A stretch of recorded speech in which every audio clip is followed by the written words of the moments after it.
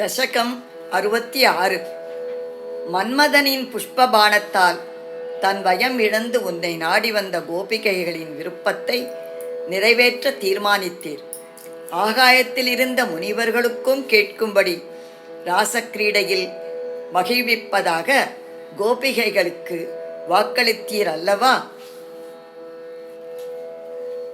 உபயாதானாம் சுத்ருசாம் कुसुभायुतबाणपादविवसादाम् अभिवाञ्छितं विदातुं कृतमतिरपिता जगादमाममिव गगनगतं मुनिनिवहं श्रावयितुं जगितकुलवधूधर्मं दम्यं खलु ते वचनं कर्म तु नो निर्मलस्य विश्वास्यम् आकन्यते प्रदीपां वाणी बेणीदृशः परं दीनाः मामा करुणा सिन्धो परित्यजेत्यति चिरं विलेपुस्तः तासां हृदितैलवितैः करुणाकुलमानसो मुरारे त्वम् तापि समं प्रवृत्तो यमुना पुलिनेषु आममपि रन्तु चन्द्रकरस्यन्दलसत् सुन्दर यमुना तटान्तवीथीषु गोपीजनोद्धरीयैः आपातितसंस्तरेण्यशीतस्त्वं सुमदन नन्मालपनैः करसङ्ग्रगणैश्च चुम्बनोल्लासैः काडालिङ्गनसङ्गैस्त्वम् अङ्गदालोक माकुलीचक्रुषे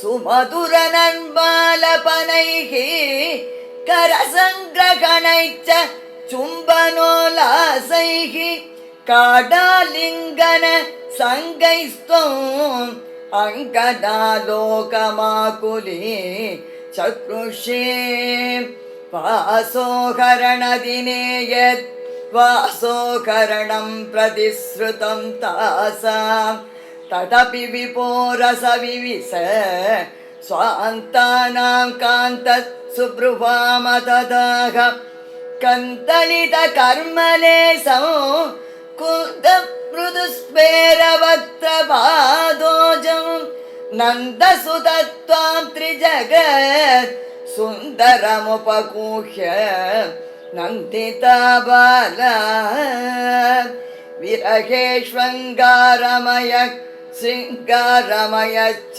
सङ्गमे त्वं नितरामङ्गारमय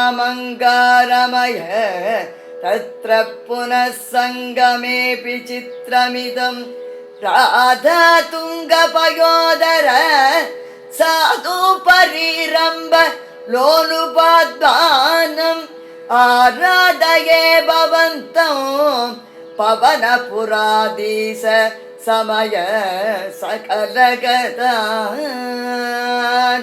श्रीहरये नमः। सर्वत्र गोविन्दनाम संकीर्तनं गोविन्द गोविन्द।